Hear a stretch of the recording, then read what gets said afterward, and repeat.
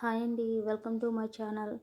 నేను ఖమ్మం నుంచి వైజాగ్ వెళ్తున్నానండి మా అమ్మని మా నాన్నని తీసుకురావడానికి.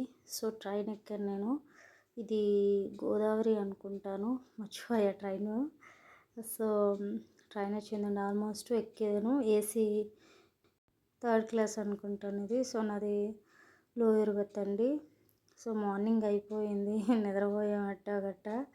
చూడండి నా లోయర్ బెర్త్ ఇప్పుడు చూపిస్తాను మీకు.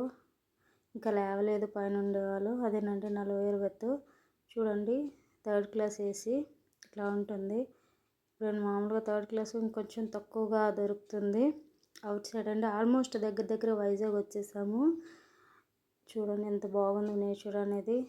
సో దిగిపోయానండి. దిగిన తర్వాతకి వీడియో మళ్ళీ బయటకు వెళ్తున్నానండి. ఇంకా మా అమ్మ మా నాన్న ఇంకా రాలేదు, ఎందుకంటే వాళ్ళు బొబ్బిలి నుంచి రావాలి. అక్కడ నుంచి వైజాగ్ అంటే 100 కిలోమీటర్స్ వస్తుంది. సో వాళ్ళు వచ్చేసరికి ఈవినింగ్ టైంలోని ట్రైన్ అనేది మూవ్ అయిపోయింది. సో నేను అందుకే ఆ వీడియో కూడా నేను తీయలేదు. ఒకళ్ళు తీసుంటే పెట్టేదాన్ని. తర్వాతకి మధ్యాహ్నం మార్నింగ్ టైం ఉందని ఫిషింగ్ హార్బర్ దగ్గరికి వెళ్ళానండి.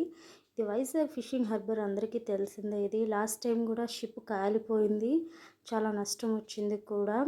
చూడండి ఆ షిప్ కూడా మీకు చూపిస్తాను నేను. సో చూడండి ఎట్లా కాలిపోయిందో. ఆ షిప్పే అనుకుంటానండి, నాకు తెలిసి మ్యాక్సిమం అదే ఫిషింగ్ హార్బర్ దగ్గర. ఇక చాలామంది చూడ్డానికి వస్తారండి, ఒకళ్ళు ఇద్దరు చాలామందిని నేను చూశాను కూడా. ఈ షిప్ ఏమి ఇంకా తయారు చేస్తున్నట్టున్నారు. టూరిస్టులు చాలామంది వస్తున్నారు కూడా. చాలా బాగుందండి. వెదర్ అయితే బాగా ఎండగా ఉంది, కానీ నాకు మాత్రం చాలా బాగా నచ్చింది. ఈవినింగ్ టైంలో కూడా అట్లా వెళ్తే కానీ చాలా బాగుంటుంది. చూడండి ఎంత బాగుందో. మీరు చాలామంది నా వీడియో చూస్తున్నారు కానీ సబ్స్క్రైబ్ చేసుకోవట్లేదండి.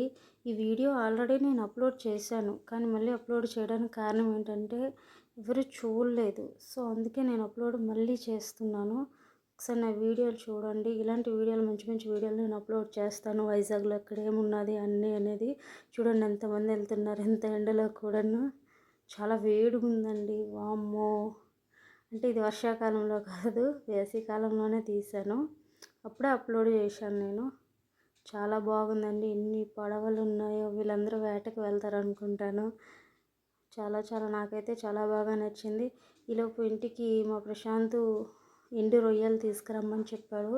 ఫస్ట్ షాప్కి వెళ్తే ఆమె చాలా రేట్ చెప్పింది. సరేలే అనుకొని వేరే షాప్ దగ్గరికి కూడా వెళ్ళాము. కేజీ రొయ్యలు తీసుకున్నా. ఎండి చేపలు అండి, చిన్నవి. ఇది చేపల పేరు నాకు తెలియదు.